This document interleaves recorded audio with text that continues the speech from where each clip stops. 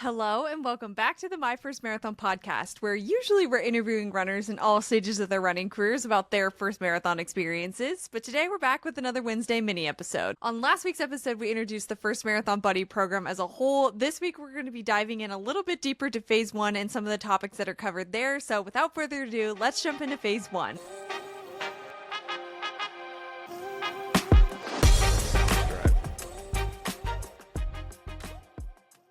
All right, like we said, on today's episode, we're going to be walking through some of the content that you can find in the Marathon Buddy program, specifically in phase one, which is meant to be walked through during the first 5 weeks of a 20-week marathon training program. So when you're in those first 5 weeks, there are a few things that I think matter a lot more than just hitting the workout perfectly, hitting your paces perfectly, or hitting all of your mileage. Today, I'm going to walk you through the 5 areas that I think are most important to dial in early in those first 5 weeks, because those are the things that really can set the tone for the entire rest of training. Obviously, this is especially helpful if you're training for your first marathon, but if you've run marathons before, please don't click off yet. I'm going to share some first-timer guidance, but I'm also going to call out where our experienced runners, in my experience, tend to get tripped up the same way in these early weeks as well. All right, let's get started with number 1. So first and foremost, we need to set some appropriate expectations for training. Early marathon training rarely feels impressive or really much different than what you've probably been doing. If you're starting a 20-week program, the assumption is that you have some sort of running base and can likely run like about a half marathon distance. In a lot of cases, the first few weeks are likely not going to be any big milestone weeks for you, and that's totally fine. For first timers, this is going to feel wrong. You're going to be waiting for training to feel hard or meaningful, and when it doesn't, you're going to start second guessing everything. You're going to be thinking to yourself, they said marathon training was hard, right? This doesn't feel completely different than what I was doing when I was half marathon training. It may not feel like anything crazy right away, and that is totally fine. You are not doing anything wrong. For my experienced runners, this is where you can start to feel impatient, right? You remember peak weeks from your last marathon block or from marathon blocks before, and you can forget that every cycle starts slow on purpose. It can be difficult for you to look at your training plan and not jump ahead. For all 5 of these tips, I'm going to give you an actionable takeaway that you can take away, and my takeaway for you in this one is that the first few weeks, you should level set on your expectations. You need to understand that it can and will get hard, and that you need to enjoy the process of building up to that point. If you finish most of your runs feeling like you could have done more, that is not a red flag. That's exactly where you should be in the first 5 weeks. So do not overthink it and do not push too far ahead. All right, number 2, the second thing that you need to dial in is a baseline understanding of how you're reading your training plan. Most people in my experience look too far ahead. First timers especially, you tend to scroll forward and panic about distances that you haven't even worked your way up to yet. Training is about building confidence slowly, so you cannot expect yourself to look at a 20-mile run on your calendar weeks into the future and say, that's something that I can't do. You owe it to yourself to build up to that point slowly, so don't move too far ahead.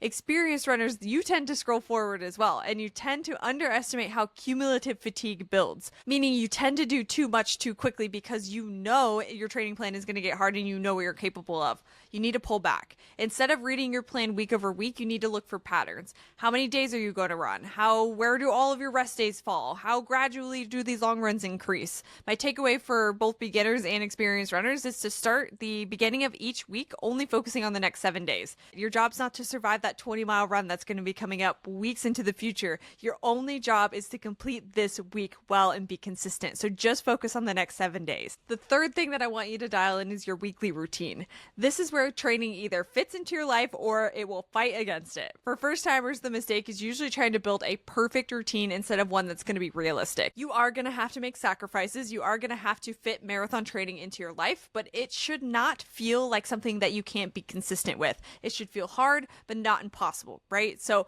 making sure that we are not focused on building a perfect routine around marathon training, but just building one that we can be consistent with. For my experienced runners, the mistake is usually stacking training on top of an already full life without adjusting any sort of expectations. You know how to marathon train, you know you've done it before, so you assume that you can fit it into your life in the same way that you did last time, but things change. You might be in a different season of your life. You might have things that are completely different from the last time around that you trained, so it's all about just adjusting those expectations. My takeaway for you here is always to just anchor your long run day and your rest day first. Once those two are protected, the rest of the week can become much easier to manage, and those are going to be the runs and the days that matter the most. So anchor yourself in your long runs, plan for your rest days. And again, let's take it one step at a time. The fourth thing that I think you should dial in the first 5 weeks is understanding what your easy effort actually feels like.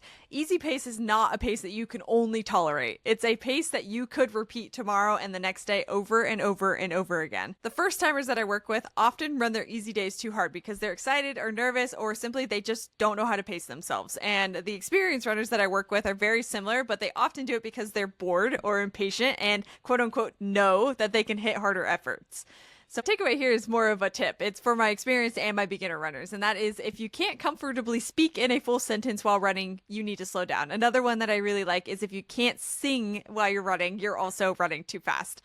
This early sort of restraint or learning how to pace ourselves early on will lead to better workouts later. And this applies no matter how many marathons you've run. Your future self at mile 20 of your marathon is going to thank you so much for learning how to pace yourself early on in training, because you're going to have so much time to practice it throughout your marathon block. So that's my tip, is to either speak in full sentences or try to sing to yourself to truly dial in that easy pace early on. My fifth and final thing that I think that you should dial in the first 5 weeks of training is understanding what is normal versus what needs attention. Some soreness in early training is completely normal. You're doing something new, you're doing something hard, and you're going to feel a little bit sore from it. But what is not completely normal is constantly feeling run down, or if you have any sort of pain that's pinpointed to any one area. First timers can tend to overanalyze every sensation. So unless it's one of those two things, a pinpointed pain, or you feel like you're constantly run down or you're working yourself into the ground in those first couple of weeks, it's probably just training. You're probably just training.